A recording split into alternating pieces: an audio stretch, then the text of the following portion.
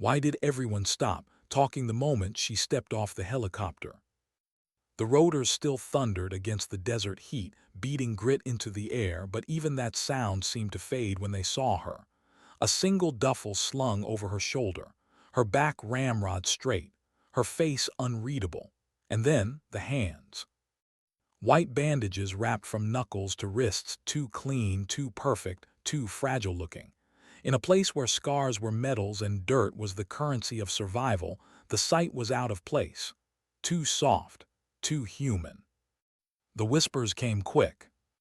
Paper cuts must be rough in the rear echelon. She's somebody's mistake. Fragile liability. They thought they were quiet, but she heard every word. Words, after all, carried further in dust and silence. Her name was Specialist Vance, and from the very first second, the story others chose to write about her was one of weakness. But what they didn't know was this. The hands they mocked had already written a different story, one etched in scars and fire.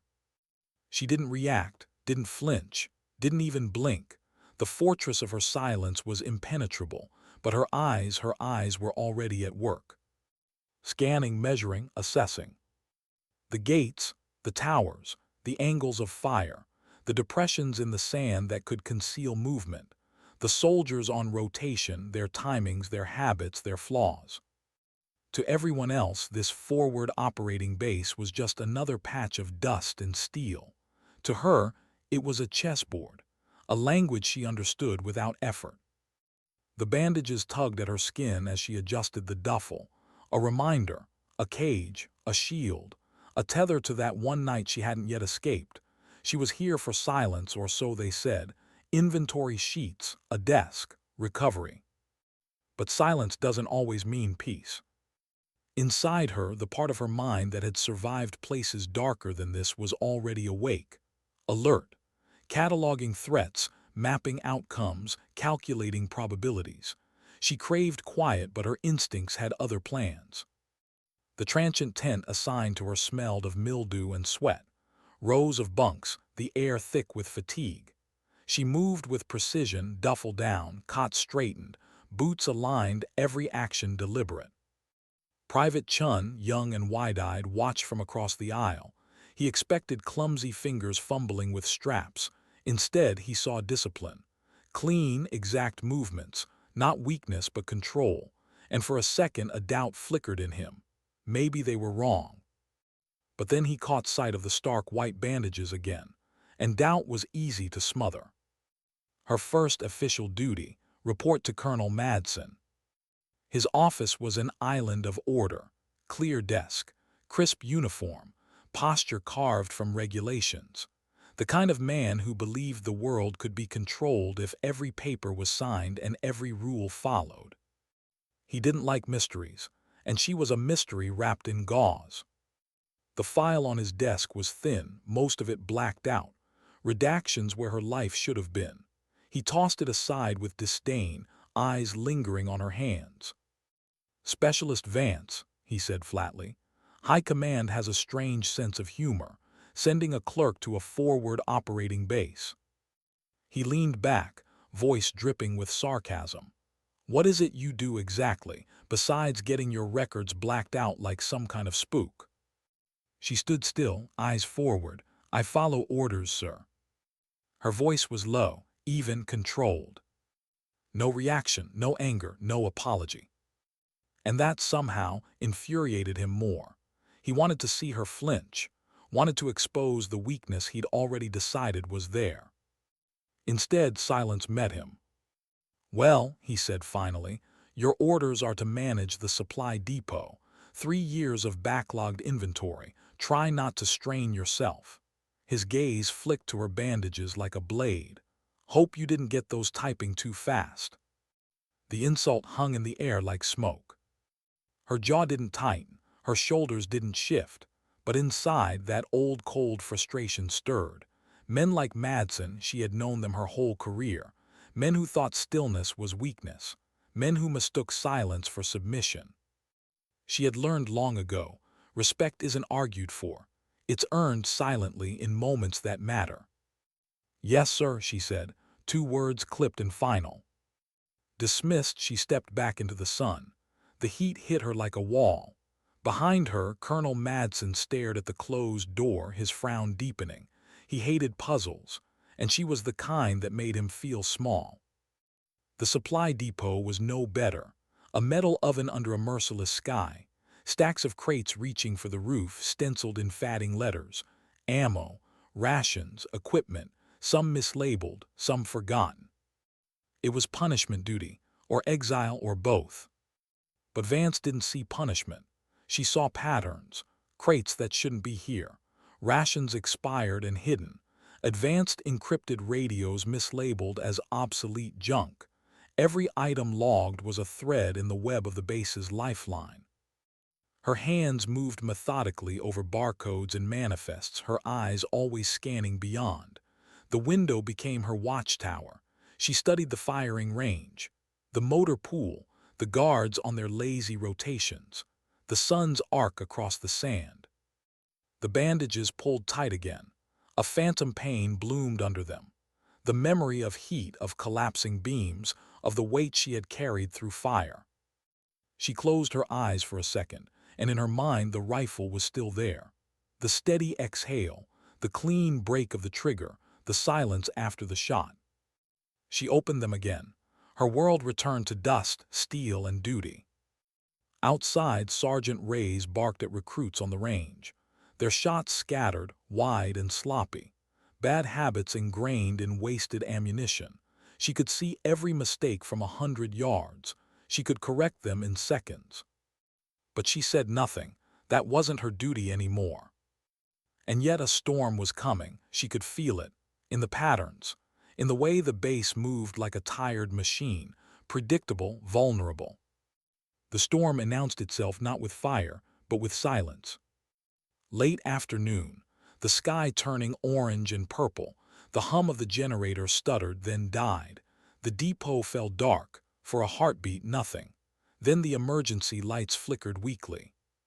And then the first explosion. Not a mortar thump, a sharp crack. The comms tower sparked, raining steel. Another strike, the backup generator, engulfed in oily flame. Shouts spread. Panic bred panic. Radios hissed dead. Soldiers scrambled, some for cover, some for answers. The base commander bellowed for reports no one could give. Vance stayed still, watching, listening, calculating. Drones. She saw them before the others even understood. Insects against a bruised sky, dropping death with surgical precision. Not against men, but against systems. Command, communication, control.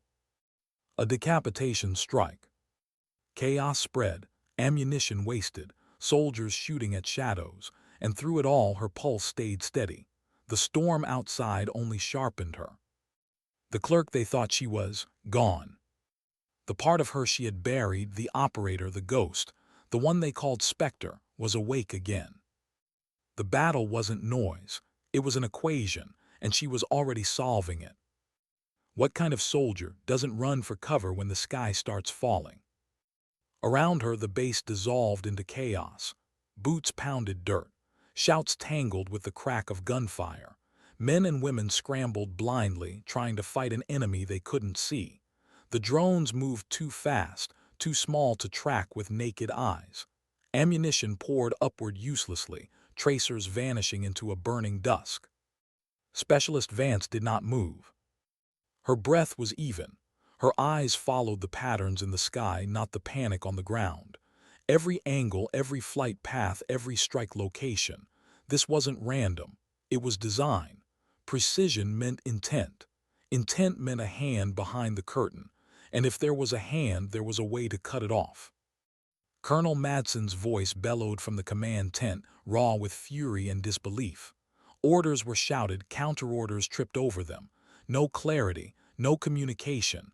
Radios spat static. The comms tower was crippled, the backup destroyed. They were deaf, blind, exposed. Vance turned away from the window. She already knew what came next. Isolation, confusion, and then the real assault. The bandages on her hands ached, tight, suffocating. She closed them slowly as if testing strength she hadn't used in months.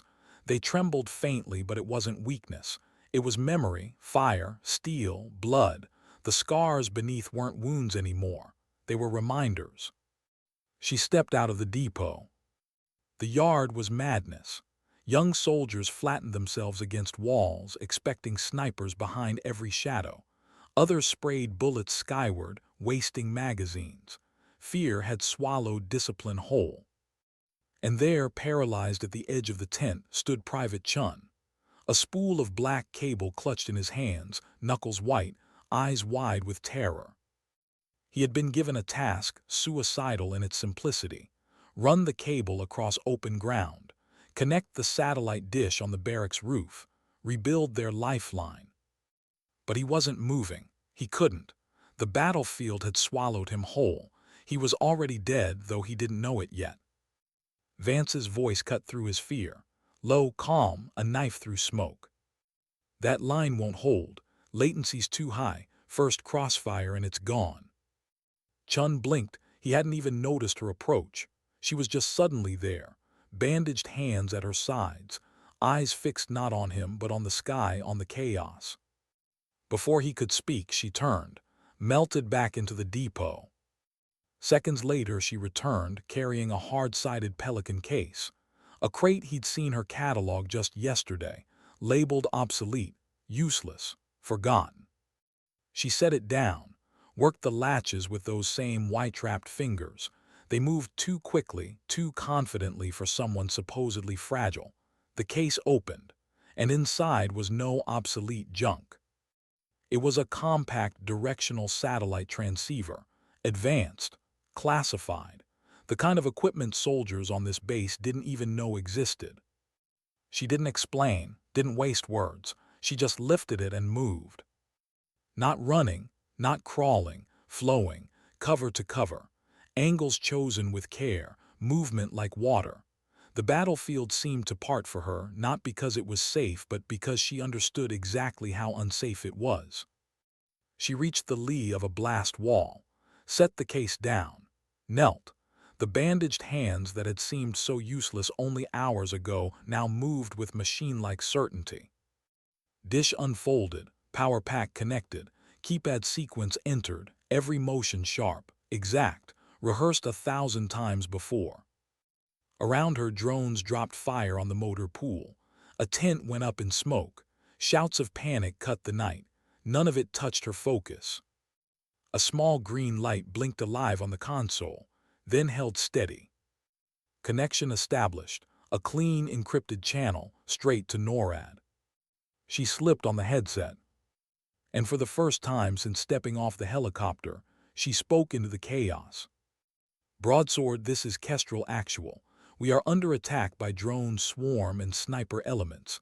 Comms re-established on secure channel Sierra Tango 9er. How copy? The words cut through the command tent like lightning. Colonel Madson froze mid-bellow. Lieutenant Garza, his comms officer, stared at the silent equipment in disbelief. Sir, I don't know who that is, but the signal, it's ours. A satellite uplink, but we don't have that system. Madson grabbed the handset. His eyes locked on the monitors, trying to find the source. The voice came again, calm, sharp, unshaken. Broadsword, I have visual on hostiles. 2 sniper teams, East Ridge, Grid 479er Alpha 3. They're using the rock formation as cover. Recommend counter-battery fire. Primary drone operator located in dry riverbed 1,000 meters southwest, using terrain to mask their signal. The command tent fell silent. This wasn't panic, this wasn't guesswork, it was surgical intelligence, precise, actionable. Madson's hand shook on the receiver. Who is this? Identify yourself. A pause, then the voice again, steady as stone. This is Specialist Vance, sir, providing tactical overwatch. The words hit him harder than the explosions. The clerk, the broken-handed woman, the liability.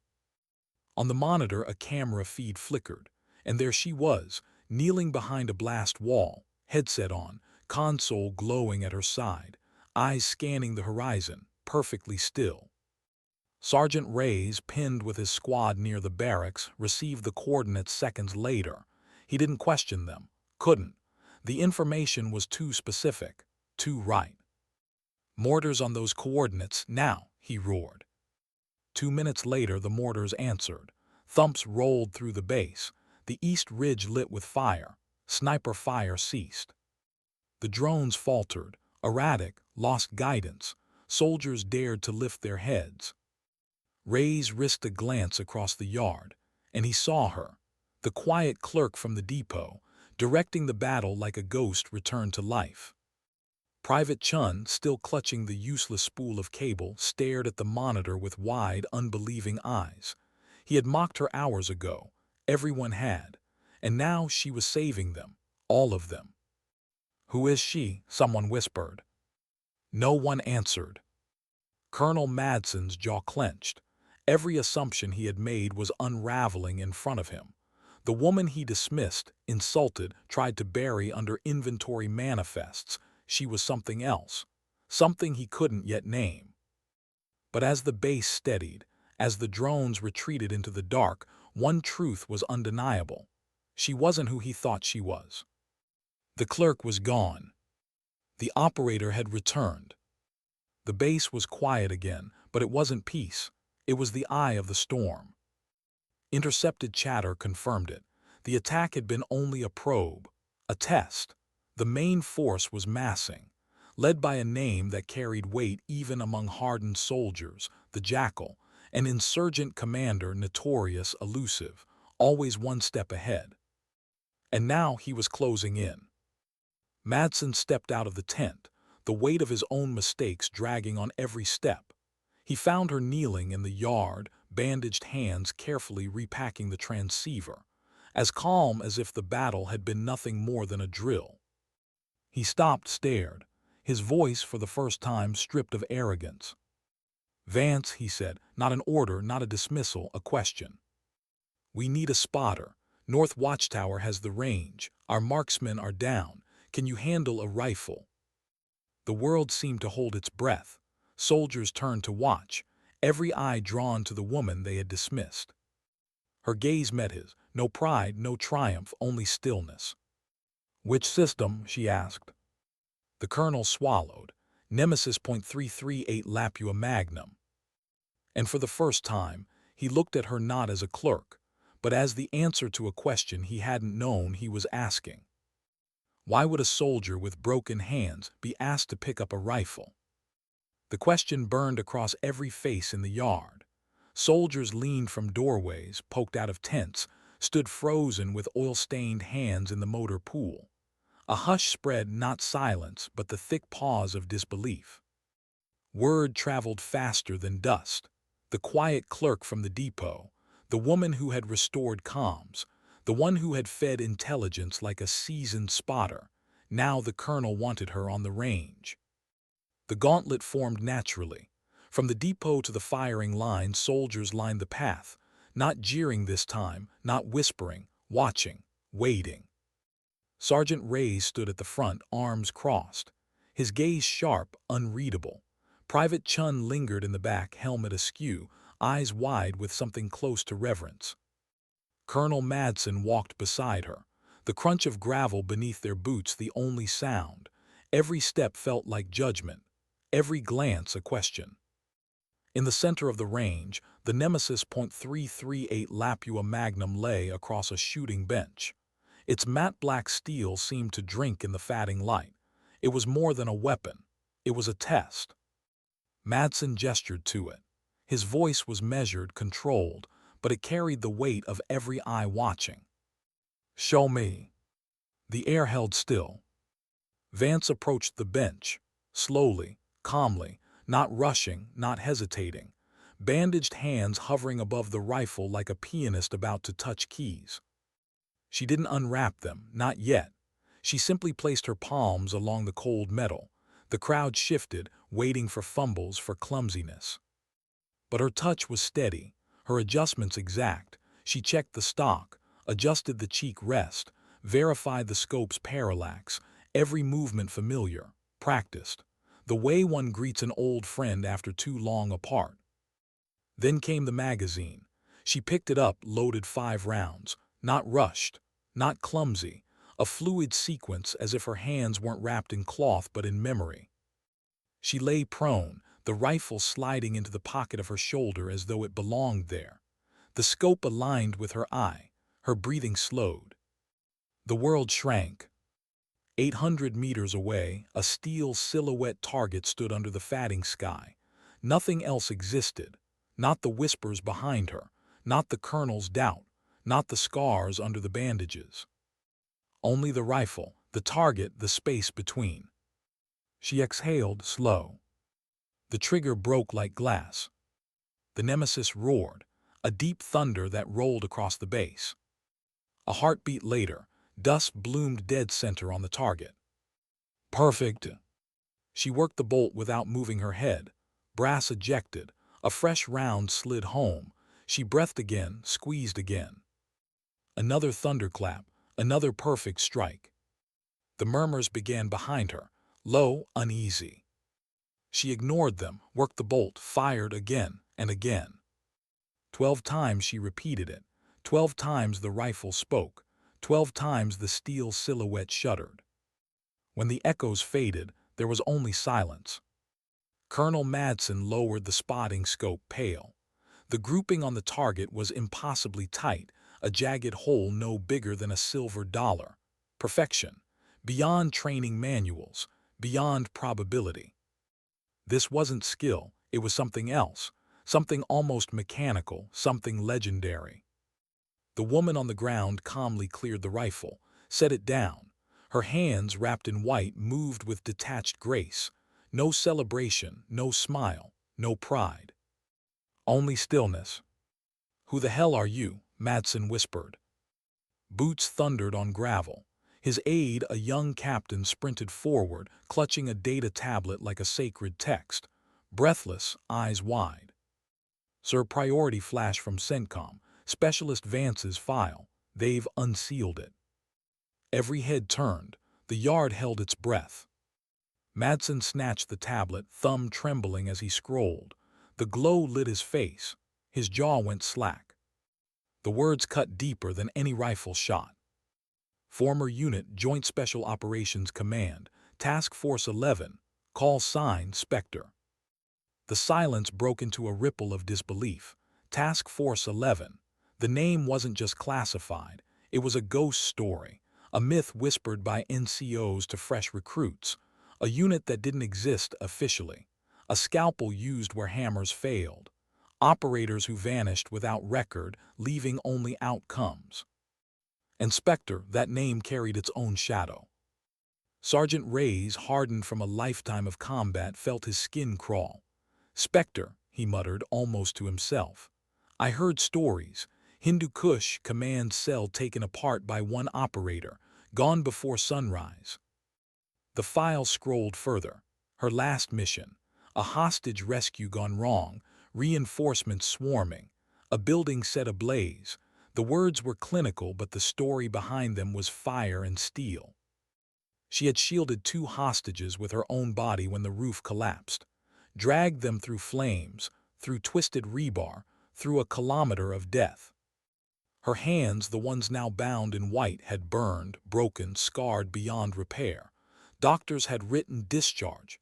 High Command had written administrative reassignment. Her silence wasn't weakness, it was penance.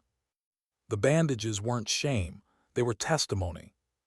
The soldiers stared at her differently now. Not as a clerk, not even as a comrade, as something more, a survivor of fire, a ghost returned. Madson lowered the tablet slowly. The rigid officer who had mocked her hours ago was gone. What stood there now was a man staring at his own mistake. He straightened, not with arrogance but with humility. He raised his hand, saluted. Not the casual gesture he gave subordinates, a perfect, deliberate salute, the kind reserved for heroes, for legends. The yard followed. Reyes snapped to attention, saluting sharp and true.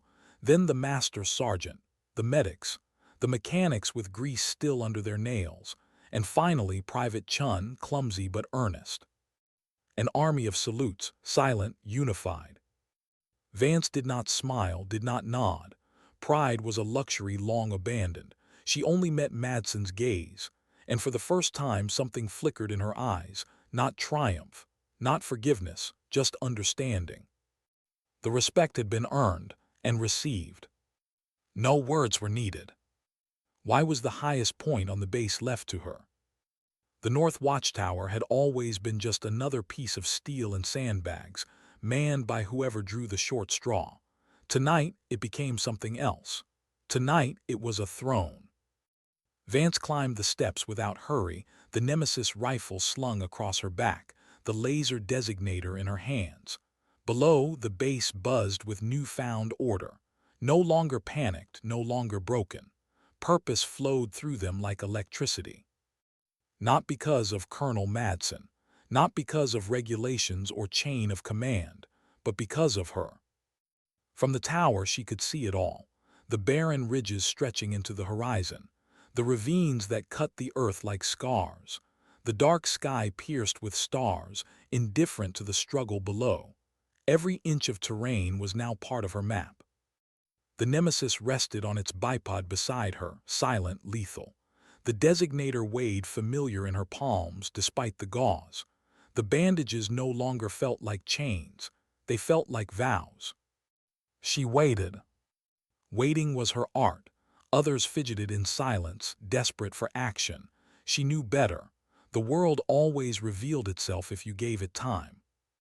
Her headset crackled softly. Intel streamed in, intercepted chatter, fragmented, desperate. The enemy wasn't finished. The Jackal was gathering his forces. He had lost his opening strike. His pride demanded blood. Arrogance makes men sloppy. She counted on that.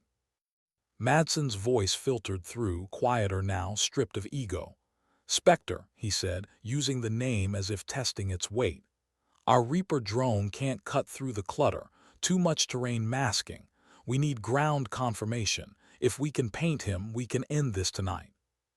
Vance gave no reply. She didn't need to. She was already scanning, already searching, already becoming the ghost they once feared and now desperately needed. Below, soldiers moved like a single body, sandbags reinforced, mortars reloaded, ammunition distributed, order where there had been chaos. They didn't look up at the tower often, but when they did, it wasn't at a clerk. It was at their anchor. The hours bled into one another. The desert cooled. The night deepened. The stars sharpened. Her mind, once restless in the monotony of the depot, was now a still lake, not passive, patient, waiting for the first ripple. Then movement. A glint of metal, faint but unmistakable, miles out. Two technicals crawling through a canyon, trying to use the terrain as cover.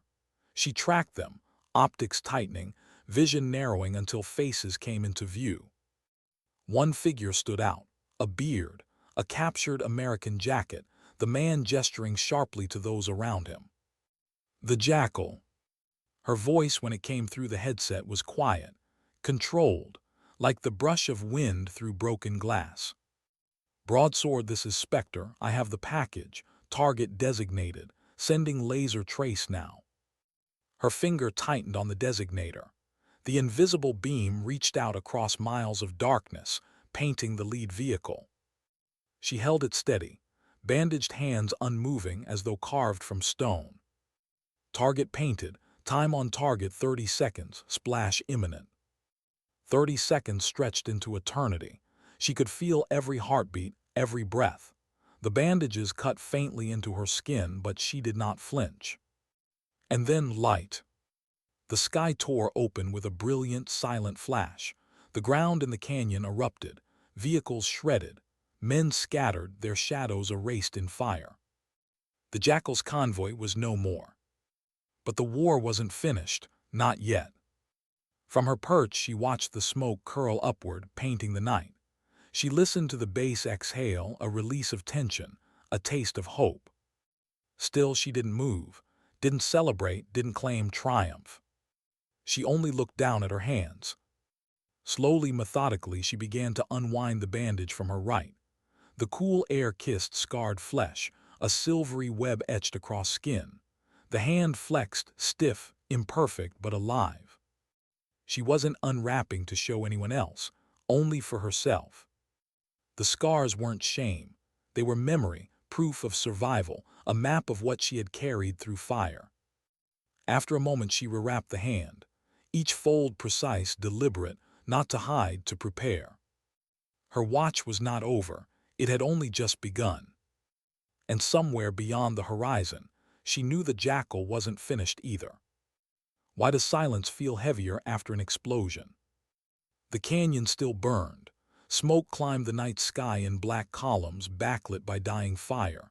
The Reaper's strike had landed true, vehicles shattered, fighters scattered, and yet the quiet afterward pressed down like a weight. On the tower, Vance kept her eye to the scope, watching, waiting. The base behind her murmured with relief, soldiers daring to believe the worst had passed, but she knew better. Men like the jackal didn't die in fire, that's simple. Pride burned longer than flesh. Her headset crackled. Colonel Madson's voice came through, forced calm over trembling doubt. Spectre, confirm kill. Her gray eyes stayed on the wreckage. She tracked every shadow, every heat shimmer in the optics. Smoke hid too much. The canyon was too deep, the terrain too forgiving. She waited for the mistake. And there it was. Movement small, careful, not the panicked flight of survivors but the deliberate crawl of someone who knew the land. A silhouette broke from the wreckage, slipping into ravines, vanishing between stone. The jackal had lived. She spoke evenly. Negative, Kestrel, target survived. Moving south by southwest using terrain cover. Expect counterattack. The words hit the command tent like ice water. Around the base, relief turned to dread. The fire they thought had ended was only the opening act. Vance adjusted the rifle, resting her cheek against the stock. The steel felt almost familiar again, like a song half forgotten. Through the scope she scanned the ridges. Her body was still. Only her finger tapped lightly against the bandage, a rhythm of patience. The night deepened. Hours stretched. Soldiers shifted uneasily, waiting for an enemy they couldn't see. They stole glances at the tower, at her silhouette against the stars. The clerk was gone from their minds. What remained was something harder to name, part soldier, part ghost, part myth. In the barracks, Private Chun couldn't sleep. His mind replayed the images from the monitor, her kneeling behind the blast wall, voice calm while chaos devoured the base. He remembered his own mocking words earlier, the snickers he'd joined. They felt childish now, shameful. He whispered into the dark, not to anyone in particular. She saved us, and we laughed at her. No one answered, but no one argued. Meanwhile, Colonel Madson paced the command tent. His pride was fraying. He had spent his career believing in the order of things, ranks, files, regulations. Now, a woman he'd written off as dead weight was the only thing holding his command together. And worse, she wasn't his to command. She didn't ask his permission, didn't seek his approval. She simply acted and others followed. That scared him more than the jackal. On the tower, Vance didn't think about Madson. She didn't think about the whispers or the stares. Her world was reduced to patterns, wind direction, shifting shadows, the faint glow of heat signatures on her scope. But beneath the calm, something stirred. The ache in her hands throbbed, pulsing with the memory of fire. She flexed them once, feeling the bandages resist. She had carried lives out of a collapsing inferno with those hands. She had lost something there too, not just flesh, not just nerve, something deeper. And yet here she was again, rifle by her side, enemy in the dark, the cycle repeating. A question gnawed at her in the silence. Was this healing or was this relapse? A rustle in the comm snapped her back. Sergeant Reyes' voice, gravel and steel.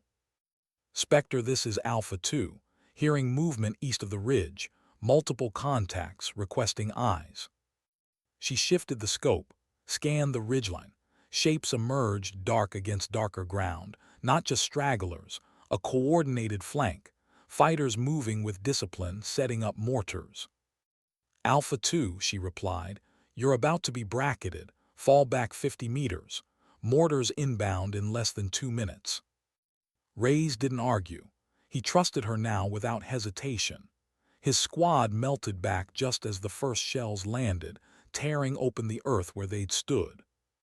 The base jolted awake. Sirens wailed, boots thundered, fire returned to the night.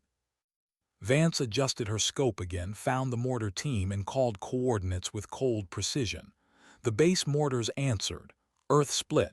Bodies scattered. But for every team she neutralized, another shadow slipped into place. The Jackal wasn't retreating. He was encircling, smarter, angrier, more patient. The battle stretched on in fragments, bursts of fire, lulls of silence. The desert itself seemed to hold its breath between each exchange. In one of those lulls, Private Chun crept to the bottom of the tower. He looked up, seeing her silhouette against the stars. His voice trembled when he called up. Specialist Vance, no, Spectre. She didn't move, didn't look down. Thank you, he said, simple, awkward, honest. The wind carried his words up. She heard them, and though her face didn't change, something inside her softened just for a heartbeat.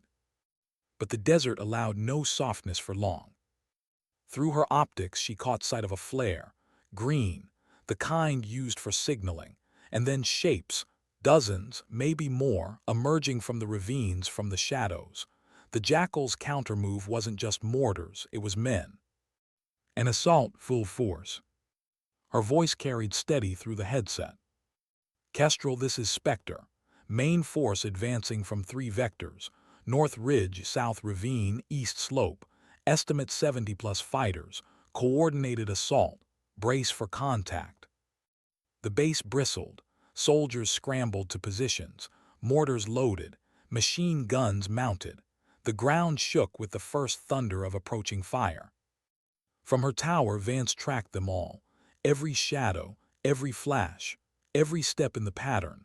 Her scope danced, her voice directing squads like pieces on a board. And for the first time in years, she felt alive. Not as a clerk, not as a wounded survivor, but as what she had always been. Spectre, how do you hold the line when the world wants to break? The first wave hit like a storm. Gunfire cracked from the ridges, tracers tearing red lines across the night. Mortar rounds whistled, slamming into the yard, throwing dirt and fire into the air. The base lit up in muzzle flashes, machine guns roaring from sandbagged nests, mortars answering with thunderous arcs. The Jackal's fighters surged from the ravines, shadows turned to flesh and steel, rifles blazing as they closed the distance. Their war cries carried across the desert, high and feral. From the north watchtower, Vance didn't flinch. Her cheek pressed to the scope, her breath steady. She called out coordinates, adjusting angles, directing fire. Her voice was a metronome in the storm, calm, measured, absolute. Alpha 2, left flank, suppress fire at grid 159. Bravo squad, shift south, incoming technical. RPG on the ridge, mark and drop it now. Mortars, adjust fire 20 meters west, walk the line. Every order was a scalpel. Every correction carved chaos into control. Below, the soldiers moved like pieces in her mind's map. No wasted motion. No blind panic. Her calm poured into them through the headset, through the crackle of radios, through the silent weight of knowing she was watching. Still, the enemy pressed harder. The Jackal knew numbers could smother even discipline. Fighters poured against the wire, cutting, climbing, throwing themselves at the barriers. Machine gun fire shredded them, but more replaced them. Mortars lit the yard. Smoke thickened, choking the air. And yet the base held. Not because of Madson. He shouted orders in the tent, his words brittle, breaking under pressure. The men didn't look to him anymore. They looked to her tower. Reyes fought at the front line, rifle hot in his hands, grenade strapped to his chest. Between bursts of fire, he caught glimpses of her silhouette above. Each time it steadied him. She wasn't yelling, she wasn't panicked. She was simply there, watching, guiding, a ghost overhead. Private Chun scrambled with ammo crates, hands shaking, ears ringing from explosions. Fear still gnawed at him, but he clung to the memory of her voice. If she was calm, he told himself, then maybe he could be too. Inside the tower, Vance adjusted her scope, found a sniper on the ridge lining a shot on Ray's. Her finger brushed the nemesis trigger. Breath in, breath out, a squeeze, not a pull. The rifle cracked, the sniper fell. Ray's never even knew how close he'd been to death. Her hands throbbed after the shot, nerves flaring under the bandages. Pain radiated sharp and hot. She ignored it. Pain was old. Pain was memory. She had lived inside worse. Another target, another squeeze, another shadow erased. The Jackal's fighters kept coming. Waves broke on wire, broke on fire, broke on the patience of the woman in the tower. But numbers still pressed. For everyone that fell, two more pushed forward. Madson stumbled into the open once, trying to rally men with shouted commands. Bullets snapped past him, driving him back into cover. His voice cracked with desperation. "Spectre, we can't hold if this continues." Her reply was a whisper, steady as stone. "Then we don't let it continue. Cut the head, the body falls." Through the scope she searched for him, the Jackal. The canyon had hidden him once. The fire had not finished him. He would be here somewhere in the chaos, pulling the strings, feeding his men courage by his presence. Pride would not let him stay hidden. She scanned ridges, ravines, shadows, and then movement. A figure on the south slope. Not fighting, not firing, directing. His posture sharp, his arm gesturing. The beard, the jacket, him. Her chest tightened, not from fear, from focus. "Target identified," she said into the headset. "South slope, 183, bearing to technical, confirming Jackal." The Reaper drone fed back data. Heat signature matched. Confirmation locked. She shifted the laser designator, finger ready. And then her bandaged hand spasmed.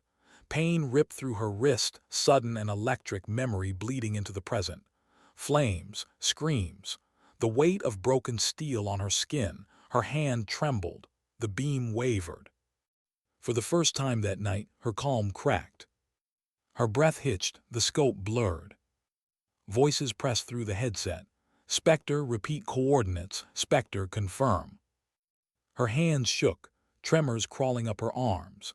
The scars reminded her of fire, of failure, of the hostages she had carried through hell. She could still smell the smoke, hear the roof collapsing. Her vision split between then and now, between the fire that had scarred her and the fire that surrounded her. The Jackal gestured again, rallying his fighters. Seconds mattered.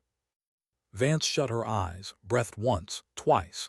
The scars didn't vanish, the pain didn't ease, but she didn't need them gone, she only needed them steady. Her hands closed tighter around the designator, the tremor slowed, the beam steadied. Her voice returned, low and unshakable. "Target painted, time on target 30 seconds. Silence filled her again, not peace but purpose. She held the beam, every nerve screamed, every scar burned, but she did not flinch. 30 seconds later, the sky answered. The slope vanished in fire, the ground trembled, fighters scattered. The Jackal's rally point was erased. But whether he died in that blaze, she could not yet know. And as the night deepened, with smoke curling high and screams echoing low, she understood. This was only the middle. The storm hadn't passed. The storm had only found its shape. What happens when the enemy refuses to stay buried? The strike on the south slope had torn the night apart. Fire bloomed, rocks tumbled, screams scattered. For a moment it seemed finished. For a moment silence suggested victory. But silence can lie. From her scope, Vance saw it first. Shapes slipping out of the smoke. Smaller numbers now, but more deliberate. Fighters moving with renewed discipline, not panic. And at their center, a figure who refused to vanish. The Jackal. Burned jacket, face smeared with ash, but still standing, still gesturing, still pulling his men forward. He wasn't retreating, he was adapting. Her voice slid into the headset, calm, even as the truth sharpened into her chest. Negative on kill. Target remains active. Consolidating survivors. Estimated 2 squads moving west ravine. The base groaned with exhaustion. Hours of fighting had drained ammo, burned nerves. Bodies lay under tarps near the medic tent, their boots protruding stiff and silent. And yet the battle stretched on, merciless. Colonel Madson leaned over the operations table, face gray under fluorescent lights. His eyes darted to her feed on the monitor, her silhouette in the tower, rifle at her side, gaze steady. She wasn't his subordinate anymore. She was something else. Something outside his command but inside his survival. Sergeant Reyes wiped blood from his cheek, his voice cutting through the comms. "Spectre, we can't hold another wave without ammo. What's your call?" For a heartbeat, the weight of it pressed on her. Not orders, not regulations. A man asking for her call. Her call. The desert wind whispered against the tower's steel. She pressed her scarred hand against the cold metal rail, grounding herself. Her voice came low, certain. "Pull in perimeter, conserve, make them come to us, they'll break before we do." And just like that, her words became law. The base shifted.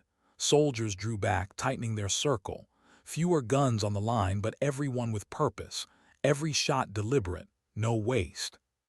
Hours crawled. The night thinned. The stars dulled as dawn threatened the horizon. Exhaustion clawed at every face. Still, the jackal pressed. His men harassed from ridges, probing, testing, never fully withdrawing. A battle of attrition. And through it all she waited, watching, patient. Private Chun stumbled once, carrying crates of ammo. His knees buckled, but a hand caught him, Reyes, rough but steady. "Keep moving, kid," Reyes said. "She's watching." The words weren't threat, they were reassurance. Spectre was watching. Chun forced his legs to obey. Not because of rank, not because of fear, but because he believed now. Above, Vance's scope swept the battlefield, her body still, her mind sharp. But inside her chest, something cracked open. She hadn't wanted this. She had been sent here to heal, to hide, to fade into silence. Yet here she was, carrying men through fire again, not on her shoulders this time, but through her sightline. The ache in her hands pulsed, dull and deep. She thought of the hostages she had carried from the flames. Their weight, their fear, the scars she bore for them. She wondered if they ever thought of her now, safe somewhere far from this dust. Did they remember the ghost who pulled them into life again? She would never know. A crack of gunfire snapped her back. A bullet struck the tower's steel inches from her head. Sparks spat. She dropped low, scope swinging. Sniper West Ridge. Her nemesis was in her hands before thought caught up. Breath slowed. The crosshairs kissed shadow. Her finger pressed. The rifle thundered. Silence returned. But it was thinner now. The jackal was tightening his circle. He had to know he was outnumbered, outgunned. And yet he pressed. Pride could be stronger than strategy. And pride could kill him if she let it. As dawn bled into the sky, the desert revealed scars of its own. Craters smoldered. Smoke drifted. The base stood wounded but unbroken. Inside the command tent, Madson rubbed a trembling hand across his face. "Spectre," he said quietly into the comms, "we can't endure another night like this." Her eyes stayed on the ravine where the jackal had vanished. She answered in a voice not of despair, but of inevitability. "You won't have to. This ends today." The line went silent. Soldiers across the base glanced at each other. None doubted her. She lowered the scope. For the first time in hours, she allowed herself a single long breath. The bandages itched, the scars ached, but they no longer felt like chains. They were reminders, not of weakness, of survival. Her gaze fixed on the horizon, where the light grew stronger, where the jackal waited in his pride. And in that still moment, one truth settled deep into her bones. She wasn't here to heal. She wasn't here to hide. She was here to finish.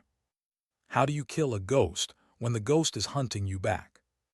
The first light of dawn cut the desert into sharp lines, stretching long shadows from wire and sandbags. Smoke still hung in the air, drifting low, painted gold by the rising sun. The base was ragged, walls scarred, tents shredded, faces hollow with exhaustion. But it stood. The Jackal's men hadn't broken the line. They had bled against it. And now, what remained of them gathered in the West Ravine, a last knot of defiance. Through her scope, Vance saw him. The Jackal, burned, bloodied, but alive. He paced among his fighters, his gestures still sharp, his voice carrying over stone. His pride wouldn't let him vanish into smoke. Not yet. He needed to strike one more time to prove he hadn't been beaten by a woman wrapped in bandages. Her voice slid into the comms, quiet but final. Target confirmed, preparing last assault. This is it. No one questioned. No one argued. The base moved with purpose, as if her words had settled gravity itself. Reyes tightened his squad's perimeter. Chun distributed what little ammunition remained. Madson stayed in the tent, staring at her feed, silent. He no longer tried to command. He only watched. Vance adjusted the Nemesis rifle, the stock snug against her shoulder. Her cheek pressed to the scope. Her breathing slowed. Her bandaged fingers curled around the trigger guard. The ravine stirred. The Jackal's final wave surged forward, fewer now, but desperate. Desperation can make men fierce. They ran with rifles raised, voices raw, charging into the morning. Machine guns lit the wire, mortars thumped, dust and blood filled the air. But she didn't fire into the mass. She ignored the chaos, the noise, the fury. Her world shrank to one figure. The Jackal. He moved with arrogance still, as though untouchable. He believed numbers could shield him. He believed pride could armor him. He believed wrong. Her breath flowed out, her finger pressed. The Nemesis roared. Through the scope she saw him stumble. Not dead. Not yet. His men faltered, looking back, breaking stride. He tried to rise, dragging himself toward cover, shouting, refusing silence. She chambered another round, breath squeeze. The rifle cracked again. This time he fell still. The ravine broke. Fighters scattered, their courage gone with the man who fed it. They melted back into the rocks, into shadows, into silence. And just like that, the siege was over. The desert exhaled. The base exhaled. The war for this place, for this moment, was done. From the tower, Vance lowered the rifle. Her hands shook faintly under the bandages, not from weakness but from release. The stillness of battle drained, leaving only the ache of survival. Below, Reyes pulled off his helmet, staring at the retreating enemy. "It's finished," he muttered. For the first time in years, his voice carried something close to reverence. Chun dropped into the dirt, chest heaving, tears mixing with dust. He wasn't ashamed. He had survived. They all had, because of her. In the tent, Madson sagged against the map table, eyes locked on her figure in the tower. His pride was ashes. His authority borrowed. But respect was real now, born in fire and silence. Vance stayed in the tower as the sun rose higher. She scanned the horizon, making sure the silence wasn't lying this time. Only when she was certain did she finally step back. Her rifle was clear, her designator powered down, her hands unwrapped slowly, deliberately. The scars caught the morning light, a silver web across skin. She flexed her fingers, stiff but steady. The scars weren't chains. They weren't shame. They were the cost of lives saved, of burdens carried, of nights endured. They were her truth. She rewrapped them layer by layer, not to hide, to honor, to remind. Down below, soldiers gathered, looking up at her as if she were more monument than flesh. They didn't cheer. They didn't shout. They didn't need to. Their silence was louder than victory cries. She descended the tower steps, each boot hitting steel with the weight of finality. At the base, Madson waited. He didn't speak. He didn't try to explain. He only saluted again, sharp, perfect. She paused, met his gaze, and gave the smallest of nods. It was enough. The desert stretched endless beyond the wire. The war would continue elsewhere in other forms under other skies. But for this place, for these men, for this moment, the storm had passed. She turned once more, eyes sweeping the horizon, always watching, always patient, always ready. Because ghosts don't rest, they wait. And sometimes dignity doesn't speak. It simply acts.